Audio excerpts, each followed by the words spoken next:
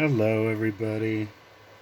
Today I want to give my Psalmopoeus pulcher some isopods. There's still a bunch of, I don't know if you can see, there's a bunch of fungus gnats in here still. So I'm going to do some updates. I'm going to give it some isopods and maybe feed some wolf spiderlings at the end. I'm going to try to feed this guy first here.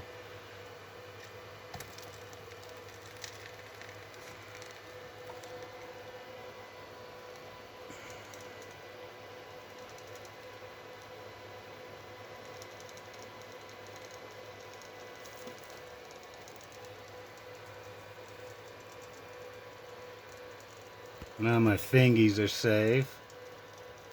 If it'll focus. Now my fingies are safe in there. That little poop stink. Look at that little pooper. Getting to be a pretty big little pooper. So anyway, I'll give you some updates real quick. The OBT. See, I got my new spider shelf up here. The top two layers, I got some maple. Then I'm going to try to do some bonsai with if they sprout. Started a new fruit fly culture. Ground cover fern. I'm going to put the Idiothelly mirror in this if it's not in pre-molt maybe soon. I don't like moving them for no reason, but every once in a while it's out and I can't see its little blue feet sticking out or anything in that other one. So OBT I haven't seen much of. HMAC's been out a lot until the last couple days. The grass died back. I've never tried bluegrass, but the other grass died back before and then it came back. I might not have enough soil for the pothos in here. HMAC's been out a lot. I'm really happy. I think it's going into pre-molt though now. See, Lividus built a little volcano up there. I had a starter burrow here, but I made I pushed the paintbrush down there so I could get water lower into the substrate in the corners, and so here we are. Heterothelly gabonensis I think is probably in pre-mold. It's webbed this whole thing up really beautifully and kind of hanging out right down here. Sac number 4 from the Antilucana on the 27th. She's back here. I have 3 babies up here in different stages of growth because I pulled them at different times and they've eaten different amounts. Here's my carolinensis looking hungry as usual. And that is what our other red runner is for.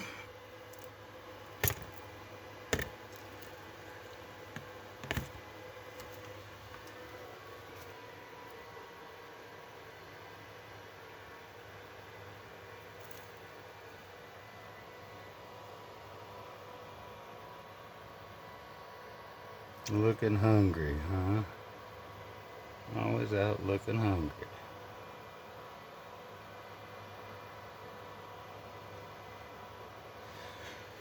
Psalmopoeus erminia, all the way up to the top. It's not sealed up, but I haven't seen a molt thrown out. At one point it was sealed, but probably just daytime sealed. Nom nom nom.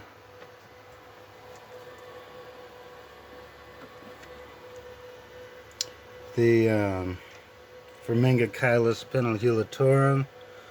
Cutest little sling ever. I tried to get it on camera because it did it twice in a row.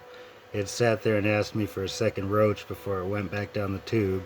And the first time it came out and asked me for the first one when I was open the top. I was like, whoa, alright. But when I tried to get it on camera, it didn't get. Brachypelma bomei. Getting close to a molt again. Back down to absurd humidity levels. Here we have our Lasiodor klugi out and about. Starting to turn purple. I'm guessing maybe next molt will be a little black. I don't know. I've never had one before. Agna Antilucana chilling. Still don't know. I think it's gonna be a female, actually.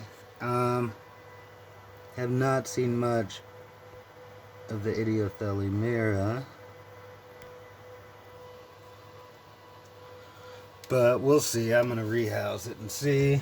The wolf spiders that turned out to be males that were the shorter lived ones that I'm not trying to breed, I just let go. So anyway, here we have some Armadillidium paracei, and there's a good amount of little babies in here. The very first instar, they're called mankai. After that, I'm not really sure what they're called, but that's only the first instar technically. Calcium source. This is just a come on. I thought it was going to be real cuttlebone, but it's fake cuttlebone. But obviously, they don't care. Every once in a while, I'll give these guys some of this Repashy morning wood, and they really love it. I guess you can make a gel out of it. I just pour the powder, because honestly, they're so small they can self-select from the powder. And there's yeast. There's yeast in here.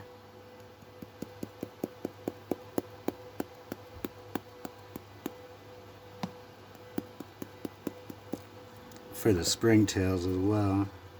So anyway, I'm going to gather up a few of the babies because the babies are small enough that the spider's not going to eat them.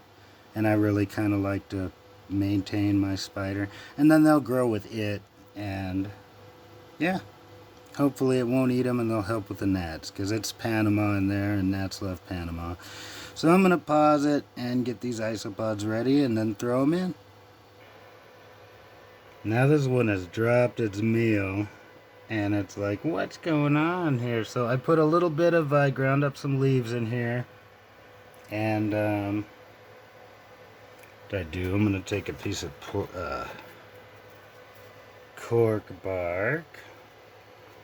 Are you curious? Are you going to mess with me? Piece of cork bark here. I haven't gathered up the isopods yet. I just looked up here and the spider's out. I'm not giving you another one. Or a fingy. Alright, I'm going to pause it again. If I can. So, there's our little babies. There's maybe 10, 15 in there. And they're all too small for that spider's not going to be interested in them. They will eat the plants, but these plants have been going for like 3-4 months and they're well-established plants, so I'm not too worried about it.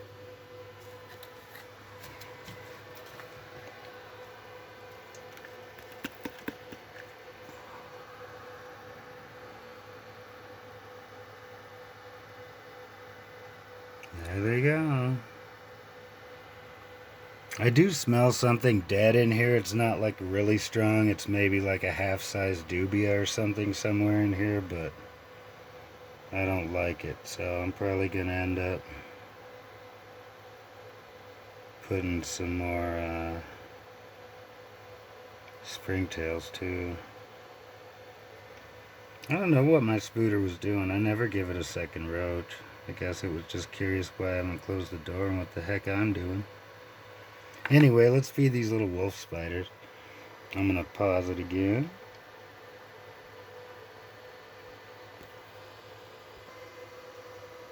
So, I've got 3 of them. This one's about to get out. But it can't get back into anything. Where's this one? Where are you? There it is. Back. Yep, there it goes. This one... don't know. But, well, we've got little isopods here. That's about perfect, ain't it? Come here. There's one.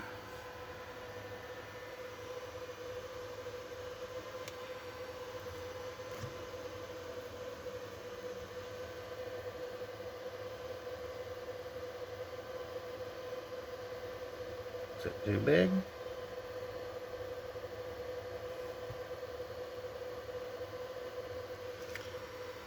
Okay, too big. Not too big for this one.